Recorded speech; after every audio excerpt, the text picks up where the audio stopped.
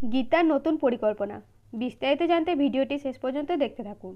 গীতা পদ্মকে হাসপাতালে দেখতে গিয়ে বলে, পদ্ম, তোকে সুস্থ হতে হবে, না তো আমি কেসটা জিততে পারবো না, দোষীদের শাস্তি দিতে পারবো না। তৎক্ষণাৎ ডাক্তার এসে উপস্থিত হয় আর বলে, পেশেন্টের অবস্থা খুব খারাপ, তাই এবার আপনি চলে যান। এই কথা শুনে গীতা রুমের বাইরে যেতে দেখে কিরণকান্তি সমস্ত মিডিয়ার সামনে বলছে গর্জে উঠতে, পদ্মর এই অবস্থা যারা করেছে তাদের শাস্তি দিতে। এইসব শুনে গীতা রেগে গিয়ে মিডিয়ার সামনে বলে, এই মানুষটার কথা শুনছেন? এনার ছেলে পদ্ম সম্মান নিয়ে খেলেছে, তার জন্য আজকে জেলে বন্দি, আর এনার কথা শুনছেন? এসব শুনে কিরণকান্তি আর গীতার মধ্যে ঝামেলা সৃষ্টি হয়। তখন পুলিশ এসে সবাইকে হাসপাতাল থেকে বের করে দেয়। এরপরে গীতা একটা পরিকল্পনা করে এবং পরিকল্পনাটি সফল করতে গেলে মেহেকের প্রয়োজন।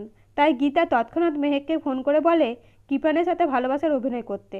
এমনকি সমস্ত পরিকল্পনা জানালে মেহেক খুশি হয় আর বলে, গীতা বৌদি, তোমার খুব বুদ্ধি, আমি পাপার জন্য সব করতে পারি। এরপরে গীতা কৃপানের ফোন নাম্বার দেয় মেহেককে।